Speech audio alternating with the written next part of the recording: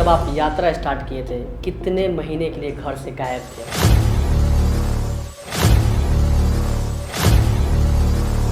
क्या आपका फेमस होने के पर्पज से आपने इस लाइन में आए या आस्था के लिए आए? आस्था से हम जुड़े हुए हैं।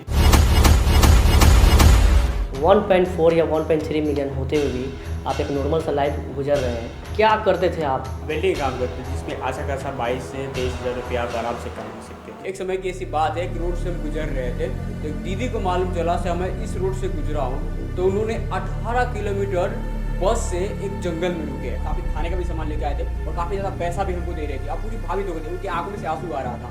तो मैंने लाख मना किया, सर नहीं हमको पैसा नहीं चाहिए, नहीं पैसा नहीं चाहिए से बोल रहा था। उनको पैसा की जरूरत नहीं है, आपका प्यार ही काफ़ी है, नहीं आपका खाना खा लीजिए ऐसे बोल रही थी। तो उनका मन रखने के लिए, उनका दिल रखने के लिए उनसे 10 का नोट लिए हम। क्या खूब कहा है किसी ने, मुश्किल से डरकर नौका पार नहीं होती और कोशिश करने वालों की कभी हार नहीं होती। ऐसे ही शख्स आज है बिहार के मुजफ्फरपुर जिले से भतंडी गांव से, बहुत ही स्ट्रगल वाले दुनिया में आज अपने नाम और शोहरत रुतबा सब बना रखे हैं, जिनका नाम है रोशन स्केटिंग। तो कैसे हैं आप? सबसे पहले हर हर महादेव, जय श्री राम भाई और बहनों। आप सभी को मैं तहे दिल से धन्यवाद करना चाहूँगा। मैं बहुत बढ़िया हूँ, भगवान की कृपा है। आप कैसे हैं? मैं भी बहुत अच्छा हूँ, लेकिन मैं चाहता हूँ सबसे फैंस के लिए, जितने भी आपके चाहने वाले हैं, जो भी आपसे जुड़े हुए हैं, उनके लिए सबसे प्यारा सा दिल से जयकारा लगा दीजिए आप। जी, बहुत ही फेमस जयकारा लगा रहे हैं। काल हरा, दुख हरा, दरिद्र हरा, कष्ट हरा, रोग हरा, हरा हरा महादेव, नमो पार्वती पते, हरा हरा महादेव। ऐसा लगता है ना कि आप एकदम जब ये जयकारा लगाते हैं पूरा भावुक हो जाते हैं, एकदम ऐसा लगता है कि उनसे बातें कर रहे हैं। जी ऐसा यार, फील होता है। काफ़ी अच्छा लगता है जयकारा। एक अलग तरह का ऊर्जा प्राप्त होता है जब ये जयकारा लगाते हैं तो। अच्छा, ये जब आप फील्ड में आए थे, बहुत से लोग को मैंने देखा है कि फेमस होने के लिए धर्म का रास्ता, आस्था के प्रति भागते हैं। तो क्या आपका इरादा है, पैसों की तरफ या कि धर्म की तरफ आप जाना चाहें? आपको क्या लगता है, अगर पैसा कमाना होता तो लाखों का साटा का प्रमोशन आता है, बहुत सारा ऐसा प्रमोशन आता है जो कर सकते थे, बट नहीं किया। आज भी हमारा जो मरई है, मरई का घर आप देखे होंगे शायद किसी वीडियो में, तो आप लोगों के नज़र में फेमस हो गए हैं, बट आज भी हमारा भगवान के प्रति प्यार है और एक आस्था से जुड़े हुए हैं। हाँ, मैंने भी देखा है फेसबुक के माध्यम से या इंस्टाग्राम के माध्यम से कि आज भी आपका घर झोपड़ी का है। मुझे भी ऐसा लगा कि हाँ, आप आस्था से पूरे जुड़े हुए इंसान हैं, नहीं तो आप लाखों के प्रमोशन और 1.4 या 1.3 मिलियन होते हुए भी आप एक नॉर्मल सा लाइफ गुजर रहे हैं। ये बहुत ही बड़ा बात है कि लोगों के मन के लिए, लोगों को क्या लगता है कि आप फेमस होने के लिए ऐसा कदम उठाए, लेकिन कोई सही रूप से अगर आपको देखे तो आस्था के प्रति आपका बहुत ही ज़्यादा लगाव है। और ये चीज़ हमको भी समझ में आया है, बहुत सारे फेसबुक पे, यूट्यूब पे मैंने देखे आपको। और मुझे सबसे पहले ये बात बताइए कि जब इस लाइन में आप आए तो क्या आपका सैलरी इनकम क्या था या क्या करते थे आप? अचानक से इस फील्ड में आप कैसे कूद गए? वेल्डिंग काम करते जिसमें अच्छा खासा 22 से 23 हज़ार रुपया आप आराम से कमा सकते थे। जी जी। और लगता था से मुझे ये काम करने के लिए नहीं बनाया गया है, क्योंकि एक अलग काम करना था, आता से जुड़ना था। तो जब भी काम करने जाते तो बिल्कुल मन नहीं लगता था, तो बहुत लोग परेशान भी करते थे, भाई काम करो, कुछ घर में बड़े बेटे हो। तो उसको लेकर उसके बाद में आगे सोचा मतलब कि क्या। आपका 22,000 जो सैलरी था उस पे फैमिली को चलाना था, हाँ। खुद को चलाना था। पहले आप कहाँ करते थे? पहले हम गुजरात में काम करते थे, एक tyre company, MRF tyre company, अच्छा। उसमें काम करते थे। तो उसमें 12 से 13 हज़ार रुपये पहले मिलती थी। उस समय स्केटिंग बिल्कुल करते ही नहीं थे, करते ही नहीं। नॉर्मल पैसा मिलते थे। तो नाइट ड्यूटी था वहाँ पे, तो रात में ऐसे आँख लग गई, सो गए, पकड़ा गया। हाँ। उसके बाद वहाँ से वो गार्ड वो हम बुलाए, उसके बाद वहाँ से वो निकाल दिए हमको। तो काफ़ी रोया भी था उस समय, क्योंकि एक कम उम्र था उस समय और किसी जॉब से आपको निकाल दिया जा रहा है तो बहुत दिक्कत होती है। बहुत ज़्यादा। उसका तो वहाँ पे कुछ समय रहे, फिर नोएडा गए। नोएडा जाने के बाद में जैसे कि स्केटिंग परचेज़ किए थे, लगभग 4,000 करीब के था स्केटिंग, और ठंडी का पूरी मौसम था वहाँ पे। अच्छा। और डेली प्रेस्टिक करते थे। तो काफ़ी जो काम करते हैं लोग तो बोल रहे हैं ऐसे क्या कर रहे हो, काम करना चाहिए, स्केटिंग के लिए कुछ फ़ायदा है नहीं, तुम्हारी उम्र नहीं है स्केटिंग करने की। तो काफ़ी प्रेस्टिक करते थे वहाँ पे, काफ़ी बार गिरे भी हैं। फिर घर पे आए तो इसे प्रेस्टिक करते थे, तो वहाँ पे भी बहुत ज़्यादा प्रॉब्लम झेलना पड़ता था। तो मेरे पास उसमें छोटा सा स्केटिंग है 4,000 करीब का, तो मैं 12 स्केटिंग खरीदना था। तो उस समय पैसा उतना था नहीं हमारे पास, तो कैसे खरीदे। तो पिताजी हमारे जो थे तो पैसा भेजे थे, तो कुछ कार्य के लिए भेजे होंगे। अच्छा। तो हमने उसको क्या किया, स्केटिंग खरीद लिया। हाँ 10,000 के करीब। हाँ। काफ़ी बोले सुना और उसे सीखा उखा फिर तो बहुत पापा को बोलने लगे लोग उससे कमा नहीं रहा है, शादी ब्याह करना है, क्योंकि हम लोग में बहुत जल्दी शादी हो जाता है, जी। छोटे जो भी है ना उसमें। तो वहाँ से हम गुजरात गए, बट स्केटिंग लेके ही गए।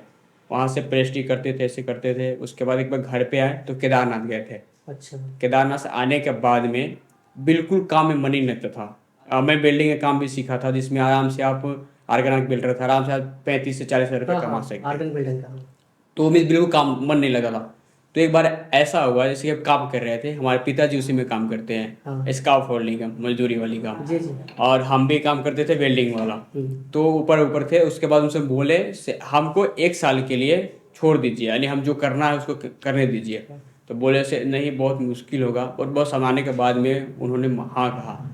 तो 11 फरवरी 2025 को गुजरात से पैसा वैसा कमा के स्केटिंग एक न्यू परचेस करके वहाँ से निकला था।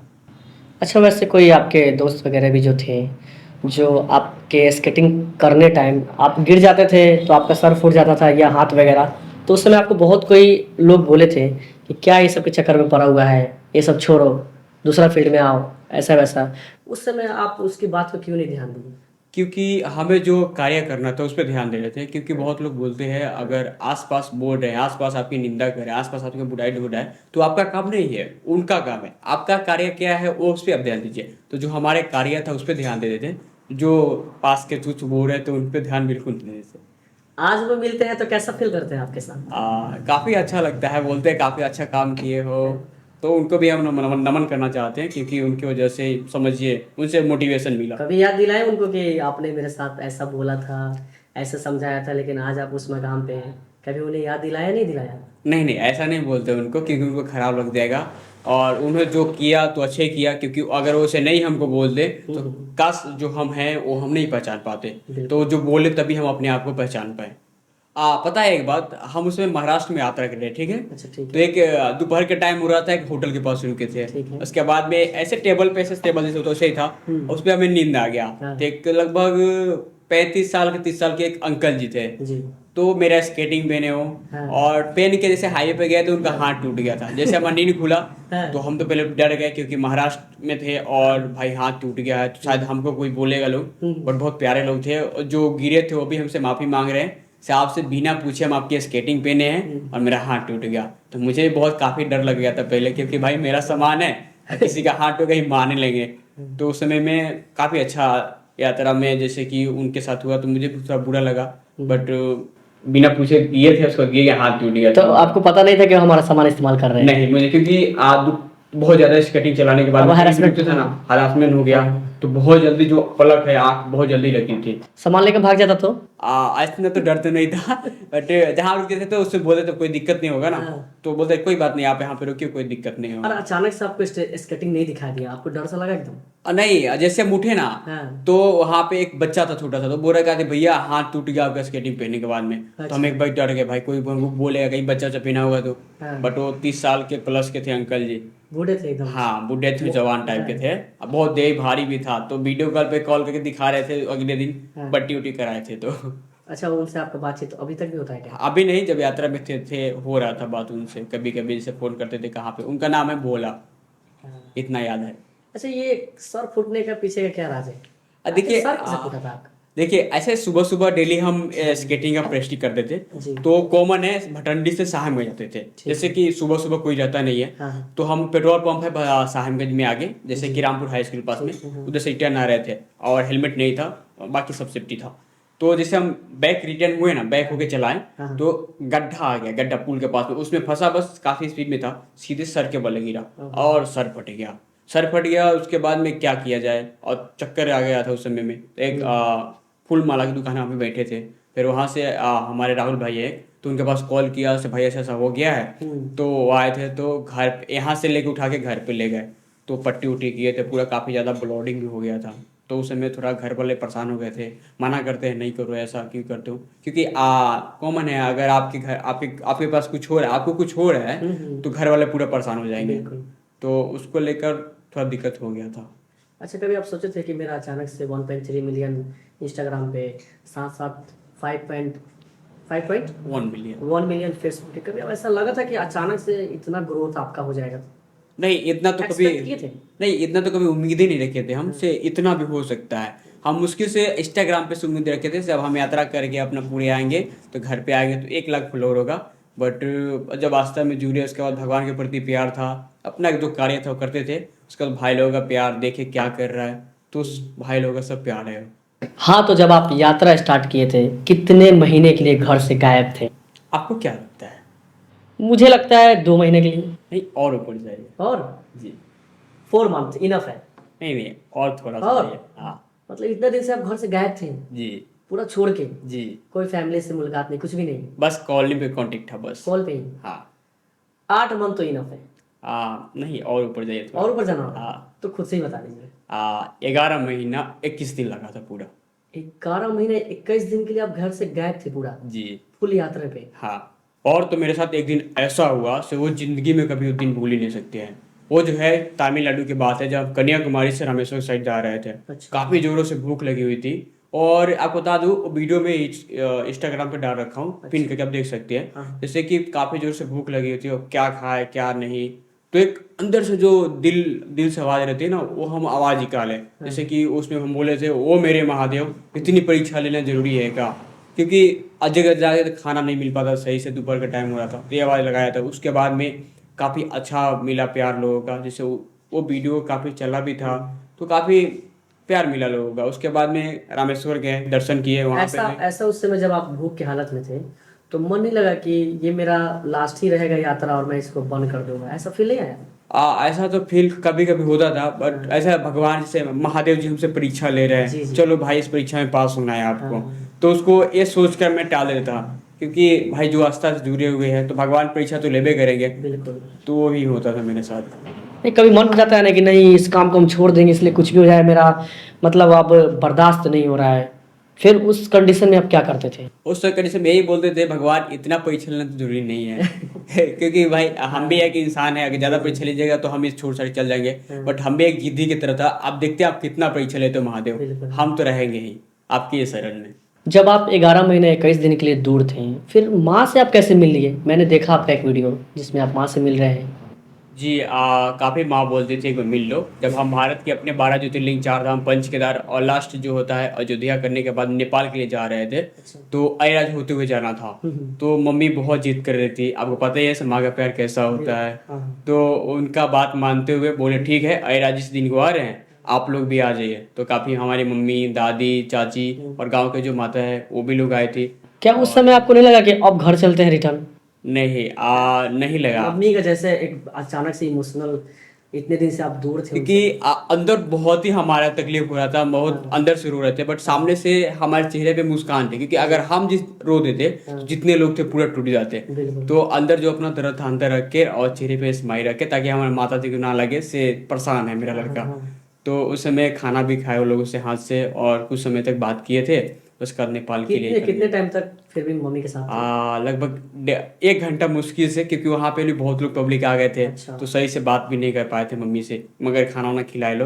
लगभग 1 घंटा वहाँ पे रुके थे मम्मी के साथ। फिर वहाँ के बाद नेपाल भी? नेपाल के लिए गया। नेपाल का बॉर्डर का क्या सीन था? ऐसे वहाँ में जैसे कि आप बैग वैग लेके हैं, झंडा लेकर चल रहे हैं, तो कोई ऐसा पेपर वगैरह बनवाना क्या था वहाँ का सीन? आप बस आधार कार्ड चेक किए और पूछिए आप कहाँ पे जा रहे हो। तो मैंने बताया से मैं नेपाल भारत की यात्रा करने के बाद नेपाल जा रहे एक मिनट, नेपाल घुसने से पहले एक इंडिया का बात करते हैं। जी। लाल किला पे क्या हुआ था? वो लाल किला पे ये हुआ, जैसे कि हम लाल किला पे जाए, ठीक जी। है। आपको पता ही है थोड़ा सा मेरा ये हुलिया और बाल थोड़ी सी आलू तक दिखता है। तो बैग रखने के बाद में हम गए वहाँ पे, तो नॉर्मल वीडियो बना रहे थे। जैसे कि हम दोस्तों हम अभी लाल किले के पास पहुंच गए हैं। तो एक अंकल, कोई अंकल थे, जैसे गार्ड अंकल। अच्छा। तो आए और बोले कि वीडियो डिलीट करो। बहुत बदतमीज से बात करने लगे, बहुत ज्यादा ही। तो हमसे उनसे बोले अगर वीडियो डिलीट करना ही है तो आप बोलिए हाँ वीडियो डिलीट कर दीजिए, हम कर देंगे, उसमें क्या दिक्कत है। बट वो बहुत बदतमीज, हाथ मोड़ने लगे और गाली माने तू तराक करने लगे दिल्ली लाल किले के पास ही। तो किसी को खराब लगेगा, और खास करके हमारे जो मजदूर भाई है लोग वहाँ पे काम करते बहुत अधिक ज्यादा। जब मेरे साथ ऐसा हो सकता है तो काफी लोग ऐसे हैं उनके साथ करते होंगे लोग। तो हमने वीडियो बनाया उनका, हमने बोला आप मेरे को ऐसे क्यों कर रहे हैं, मेरा गलती क्या है। और वहाँ के जैसे दिल्ली वाले लोग थे, क्या आपको वहाँ पे सपोर्ट किए? नहीं, वहाँ पे कोई व्यक्ति हमारी तरफ से बोल ही नहीं रहे थे। तो वहाँ पे काफी समय बिहार के लोग भी थे, काफी लोग बिहार के थे वहाँ पे। हाँ। वो भी बोल रहे थे भाई तुम वीडियो क्यों बना रहा है, डिलीट कर दे बोल रहा है, तो हम डिलीट करें कोई दिक्कत नहीं है, बट हमसे आप बदतमीजी क्यों कर रहे हैं? प्यार से बोलो तो फिर प्यार चलना से ही है। प्यार से कीजिए तो कुछ ही हम कर सकते हैं। तो हमने वीडियो बनाया, उनका डाला, और वहाँ के पुलिस को भी टेक किया, अपने बिहार पुलिस को भी टेक किया, तो उस पर काफी ज्यादा कार्रवाई किया लोग, एक्शन लिया। एक्शन लिया लोग। तो ईपी जो दिल्ली पुलिस को धन्यवाद करना चाहूंगा उनको, और उनका नौकरी चला गया। गलती कीजिएगा तो भोगना पड़ेगा। बिल्कुल बिल्कुल। फिर उसके बाद जब नेपाल में आप एंट्री किए तो हमारा जो फ्लैग है वो तो बहुत हमारे लिए इम्पोर्टेंट है, बहुत ही ज़्यादा। फिर वहाँ क्या ऐसा होने लगा जो आपको फ्लैग हटाने के लिए बोल दिया, जो हमारा देश का झंडा है? जी जी। तिरंगा। जैसे कि हम नेपाल में प्रवेश किए, ठीक है। वहां से प्रवेश किया लगभग 6-7 दिन हो रहा होगा, जब हम काठमांडू पहुंचने वाले थे, यानी उस रात में काठमांडू में ही थे, काठमांडू की बात है। तो एक व्यक्ति आए और बोले आप इंडिया का फ्लैग लगा के क्यों चल रहे हो? कि वो ड्रंक थे या नॉर्मल? वो हम जैसे थे, वो ड्रिंक और कुछ नहीं किए थे, ऐसे थे, पता नहीं उनके मानसिकता कैसी है। तो मेरे साथ नहीं हुआ था, मेरा एक दोस्त है अजय केडी, तो हम तो आगे निकल गए थे क्योंकि हमारे साथ में चले थे। तो हमको कॉल किए से रोशन भाई ऐसा बात है, तो बोलूँ ये झंडा निकालने की बात करते, मैं बोला ठीक है भाई मैं आ रहा हूँ। और लगभग 1 किलोमीटर आगे चले गए थे स्केटिंग से हम, और तो रॉन्ग साइड में हम आए, थोड़ा सा मेरा तो हरासमेंट हो गया था क्योंकि होने लगता है तो उससे बोले भाई आपका प्रॉब्लम क्या है? तो बोल रहा है हजारों लोग के मैं रुका हूँ, इस झंडा हम नहीं लगा के चल देते हैं, यानी वो बोला हजारों टूरिस्ट को मैं झंडा निकलवाया, ऐसा बोला। तो हम लोग बोले से भाई आप जो भी कर लो हम झंडा नहीं निकालेंगे, इसके लिए जो भी कुछ करना पड़े। तो उसके बाद में बोले आपको दिक्कत है तो पुलिस को बोलो, इन्फॉर्म करो, चाहे किसी और को, हम नहीं निकालने वाले। तो उनसे ज्यादा हम बहस नहीं किए, वहां से अपना चले गए। वहां पे एक लेडीज आंटी जी थी, तो हमको शायद जानती थी वो। अच्छा। तो बोले से इनसे बहस करने से अच्छा नहीं है, आप चले जाओ। तो वहाँ से हम चले गए। उसके बाद वो वीडियो डाले तो काफ़ी ज़्यादा वो व्यूज गया था, काफ़ी वहाँ के लोग जो थे माफ़ी मांगते थे, जो भी अच्छे लोग हैं वो से उनकी तरफ से मैं माफ़ी मांगता हूँ, क्योंकि हर हर जगह एक जैसे लोग नहीं होते हैं। मगर नेपाल में मुझे काफ़ी अच्छा लगा। वो एक व्यक्ति जो थे वो हमके साथ बहुत बुरा किए, और मेरे साथ करते तो अलग बात है, मगर मेरे देश के झंडा के साथ कर रहे थे, तो थोड़ा सा मुझे अच्छा नहीं लगा, इसीलिए मैंने वो असल से बात नहीं किया उनसे। उसके बाद में उस पर ज़्यादा टॉपिक नहीं उठाया उसको, अपना यात्रा कंटिन्यू आगे की तरफ चला। वहाँ से आप कहाँ गए? वहाँ से मैं गया था जैसे कि काठमांडू मुक्ति पशुपतिनाथ के लिए गया था, फिर पशुपतिनाथ से मुक्तिनाथ जो है। वहाँ का क्या सीन रहा आपके लिए? मुक्तिनाथ एक बहुत ही टॉप, एक जो वहाँ पे तो वहाँ का रास्ता सही नहीं है, रास्ता सही नहीं, बिल्कुल सही पूरा नहीं है। पहाड़ों के बीच से गुजरना, और रास्ता जैसे इधर काठमांडू जाने में आपको जितना आसानी था वहाँ जाने के लिए बहुत मुश्किल होगा। बहुत मुश्किल, क्योंकि एक टॉप क्लास का रास्ता है और पहाड़ है पूरा, और उसमें एक टूटा हुआ जिसमें लोग गाड़ी से नहीं जा सकते हैं। वहाँ पे स्केटिंग से गए थे। लगभग पोखरा पहुंचने में टाइम नहीं लगता था। पोखरा से हमको 8-12 दिन शायद लग गया था, हमको सिर्फ 12 दिन लग गया था मुक्तिनाथ जाने के लिए। सबसे हाईएस्ट ट्रैक था समझिए, क्योंकि स्केटिंग खोलते हैं चलते एक दिन में 12 किलोमीटर चलना है बहुत मुश्किल था, क्योंकि एक तो वो अपर जाना था, और उसके बाद में एक रोड टूटा हुआ बहुत डेंजर, तो उसमें बहुत चीज़ों को देखकर चलना पड़ता था। कहीं कहीं स्केटिंग उतारे, हाँ कहीं कहीं जैसे ज़्यादा अगर लगता था से, मगर बहुत नहीं बताते, इसलिए नहीं बताते क्योंकि स्केटिंग का वजन है 4 kg है, और उसको उतार के हम इसमें हैंकी करेंगे, 20 kg का बैग है, और हैंकी करेंगे तो उसमें क्या है दिक्कत हो जाता था, तो इसलिए उसी पे चलते थे। और मेरा पैर जो है वो भी सुरक्षित रहता था, क्योंकि उसमें न गिट्टी जाएगी, अगर चप्पल पहन के चलेंगे तो गिट्टी उटी जाएगी तो दिक्कत होगा। सबसे टफ आपको मुक्तिनाथ। ये मैगी वाला सीन कहाँ है, कब मैगी बना लिया? ये मैगी वाला जो सीन है ना, बताते हैं आपको, ये दोपहर का टाइम हो रही थी, हाईएस्ट व्यू गया है ना इस हाँ हाईएस्ट लगभग 80 मिलियन के करीब गया, 80 मिलियन करीब गया। वो बात है जो अपना उत्तराखंड की बात है, जब केदारनाथ के लिए जा रहे थे, तोता घाटी आप नाम सुनेंगे, ठीक है? अच्छा। तो वो भी बहुत टॉप क्लास का घाटी है, जैसे वो नेपाल वाली घाटी है वो सेम टू सेम है, बस थोड़ा सा चावला है, थोड़ा नहीं फर्क पड़ता है। तो दोपहर की टाइम थी, बहुत जो भूख लगी हुई थी, तो क्या करें, तो मेरे पास में मैगी था, चावल भी था, ब्रेड कोई भाई लोग दिए होंगे यात्री जो जाते हैं लोग, तो मैगी रुका, मैगी बनाया, और उसके बाद में मैगी बनाने के बाद ब्रेड का साथ खाकर और डाल के फिर आगे अपने यात्रा की तरफ चल गए। और कुछ दिन में बाद देखे, कुछ घंटे बाद देखे तो मिलियन में था, तो एक अलग खुशी में था, भाई काफी मिलियन में जा रहा है। फिर तो वो तो हौसला भी बहुत आपको बढ़ाया आगे जाने के लिए। जी, इस यात्रा में मुझे जितने बुरे लोग मिले ना, उससे कई गुना ज्यादा मुझे लोग अच्छे लोग मिले हैं। एक समय की ऐसी बात है कि रोड से हम गुजर रहे थे, तो एक दीदी को मालूम चला से मैं इस रोड से गुजरा हूँ, तो उन्होंने 18 किलोमीटर बस से एक जंगल में रुके हैं। जैसे जंगल में 18 किलोमीटर चलने के बाद जंगल में आए, उसका बाद उतर के आए, हमारे पास काफी खाने का भी सामान लेके आए थे, और काफी ज्यादा पैसा भी हमको दे रही थी। अब पूरी भावित हो गई थी, उनके आंखों में से आंसू आ रहा था। तो मैंने लाख मना किया से नहीं, हमको पैसा नहीं चाहिए, नहीं पैसा नहीं चाहिए, नहीं चाहिए, ऐसे बोल रहा था, हमको पैसा की जरूरत नहीं है, आपका प्यार ही काफी है। नहीं आपका खाना खा लीजिए ऐसे बोल रही थी। तो उनका मन रखने के लिए, उनका दिल रखने के लिए उनसे 10 का नोट लिए हम। आज भी वो 10 के नोट को मैं बहुत संभाल के रखा हूँ, चाहता हूँ आपको मैं दिखाना चाहता हूँ। बिल्कुल बिल्कुल बिल्कुल। तो यही वो 10 का नोट है जो आप देख सकते हो, उनके याद के तौर पे रखे हुए हैं। और उन दीदी को मैं तहे दिल से धन्यवाद करना चाहूँगा, आपने एक मोटिवेशन का काम किए थे और मुझे हौसला दिए थे। इसके लिए मैं महादेव जी से हमेशा ये प्रार्थना करूँगा कि आपके जीवन में हमेशा खुशियाँ आए और आपके जितने भी परिवार में लोग हैं हमेशा खुश रहें। कभी ऐसा मौका नहीं आया कि 10 का नोट इस्तेमाल कर जाऊं? नहीं नहीं नहीं, ये तो करेंगे नहीं। जब भी अगर ऐसा होगा तो इसको हम बहुत रखते संभाल हैं, के इसे रखेंगे। संभाल के रखते हैं, मोबाइल कवर में रखते हैं, ज्यादा मोबाइल कवर में रखते हैं। नहीं दिख रहा है अभी तक आप संभाल के रखे हैं, वैसे जी। परिस्थिति में भी आपने इसका इस्तेमाल नहीं किया। नहीं किया मानना क्योंकि पड़ेगा। उनसे लिए थे हम उनका याद के तौर पे, और आज भी हम दीदी को याद करते हैं। जब भी नोट देखते हैं तो दीदी का याद आता है। चलिए एक बात बताइए मुझे जी। कि जब आपका डे खत्म होने लगा, जैसे कि आप घर की तरफ आने लगे, तो डीजे का सीन आपका खुद से प्लान था या आपके घर वाले या आपके गांव वाले, जब आप अपने गांव लौट रहे थे लास्ट में? खुद का प्लान तो नहीं था। एक दोस्त हो गए, भाई हो गए, तो वो लोग बोले थे नहीं आ पाएगा, स्वागत करेंगे। बट हम कहे काहे के लिए करने से कोई फायदा नहीं, नहीं मेरे हम करेंगे। तो दोस्त हो गए, भाई लोग हो गए, और 3 बड़े जो हमारे उम्र के लोग, तो वो लोग व्यवस्था पूरा किए थे, व्यवस्था टाइट किए थे, डीजे ओजे का पूरा इतना परमिशन उसमें सब थानों के लिए के। कैसा फील हो रहा था उस वक्त? काफी अच्छा फील हो रहा था। सोचा भी नहीं था से ऐसा भव्य स्वागत करेंगे लोग, क्योंकि मुझे उतना उम्मीद था नहीं। बट दोस्त ने, भाई लोग ने मिलकर इतना बड़ा किया था। किनका फोन चोरी हो गया था आपसे मिलने के वक्त साहेबगंज में? एक थे भाई साहब, उनका फोन चोरी हो गया, उनका नाम उतना याद नहीं है। अच्छा। तो उनका फोन चोरी हो गया था, बस छोटा सा बच्चा था लेके हाँ। जा रहा था, तो पकड़ा गया था। पकड़ा गया था। हाँ। फिर जब वहां से आप घर पे गए तो घर का क्या सीन था? घर पे गए थे तो काफी जितने मेरे गांव के टोले के लोग हैं तो सभी लोग आ गए थे वहाँ पे। मम्मी भी पूरी, भाभी हुई थी, दादी भी पूरी, माने पूरे लोग। एक खुशी का माहौल था, खुशी के आंसू भी आ रहा था लोगों की आंखों में से। काफी अच्छा लगा और बहुत ही प्यार। वो दिन कभी भूलेंगे नहीं जब हम घर पे आए थे। 11 महीने 21 दिन में करीब आए थे। आप अपने फैंस और अपने पब्लिक को बताना चाहते हैं कि नेक्स्ट यात्रा आपका कब स्टार्ट हो रहा है? उसके लिए हम बहुत जल्द प्लानिंग कर रहे हैं और अभी पूरा कंफर्म नहीं हुआ है, तो इसलिए नहीं बता सकते। आधा अधूरा बताने से कोई फायदा है नहीं। जी।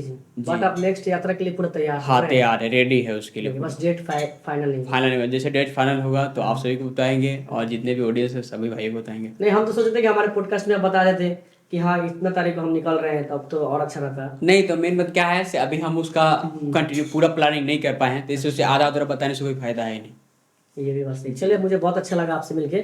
जी। फिर मिलते हैं नेक्स्ट पॉडकास्ट में। आपको भी तहे दिल से धन्यवाद करना चाहूंगा, आप अपने Thanks। पास बुलाए हैं इसके लिए।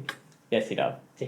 ये हमारे कैफ भाई है जिनका चैनल नेम है मिस्टर कैफ। तो आप लोग कहीं से भी देखे हो चैनल को सब्सक्राइब कीजिएगा और ढेर सारा प्यार से बात दीजिएगा। और एक चीज और, आपको ये वीडियो कैसा लगा कमेंट में जरूर बताइएगा। साथ साथ ये भी कमेंट कीजिए कि नेक्स्ट टाइम आप किस गेस्ट के साथ देखना चाहते हैं, मैं उस गेस्ट को बुलाऊंगा। Thank you so much, love you. जय श्री राम।